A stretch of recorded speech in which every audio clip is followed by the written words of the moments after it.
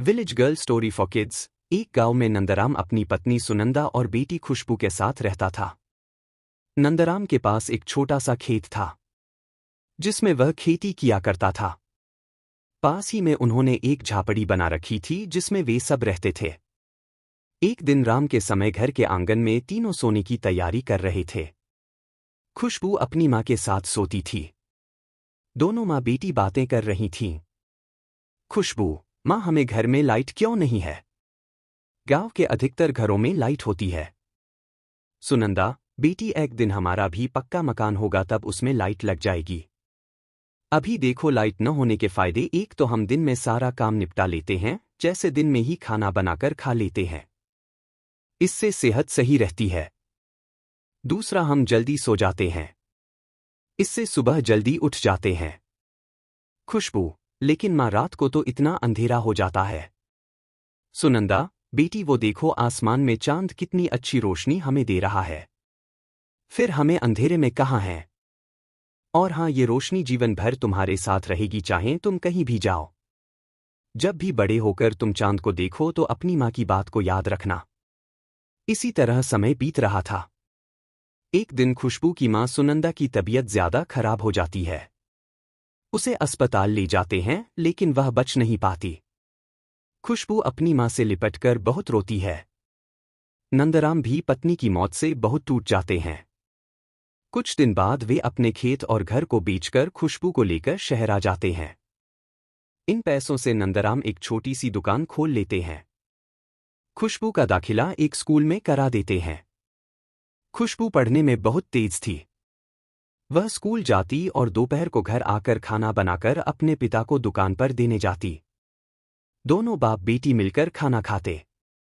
शाम को नंदराम दुकान से आने के बाद खाना बनाते थे। अब वे अपने छोटे से किराए के मकान में रहते थे। रात को सोते समय खुशबू को माँ की बहुत याद आती। वह दौड़कर चांद को देखने छत पर पहुंच जाती थी।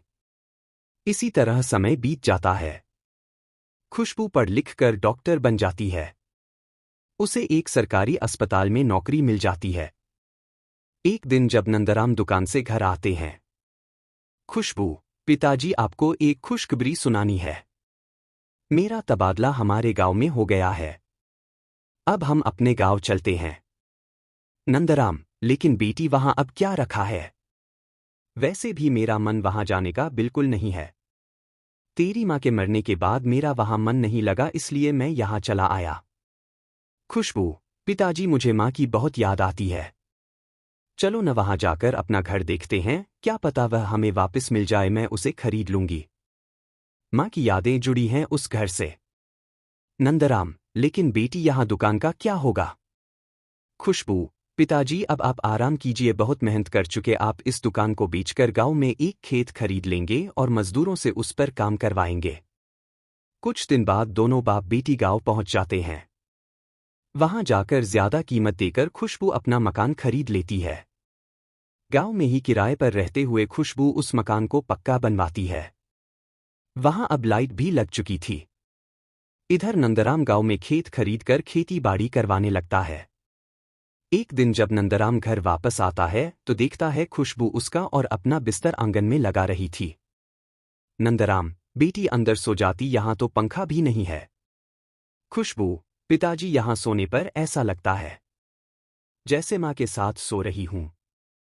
जब इस चांद की चांदनी मेरे ऊपर पड़ती है तो मां की याद आ जाती है। अब हर दिन दोनों आंगन में सोते। खुशबू अपने मां के बताए रास्ते पर चलती, शाम होती ही खाना बना लेती और रात को जल्दी सोकर सुबह जल्दी उठते थे। वहीं गांव के पास एक दूसरे गांव में एक जमींदार रहते थे। वे एक दिन नंदाराम से मिलने आते हैं और अपने बेटे के लिए खुशबू का हाथ मांगते हैं। नंदराम खुशबू से बात करते हैं। देखभाल करके खुशबू शादी के लिए तैयार हो जाती है। जब खुशबू घर से विदा हो रही थी तो वह अपने पिता से कहती है, खुशबू, पिताजी मेरा बिस्तर संभाल कर रखना। मैं जब भी आपसे मिलने आऊंगी यहीं आंगन में चांद की रोशनी नीचे सोया करूंगी। यह सुनकर नंदराम की आंखों से आंसू बहने लगते हैं। नंदराम, हाँ बेटी, मुझे भी एहसास है कि तेरी माँ तेरा इंतजार करती रहेगी।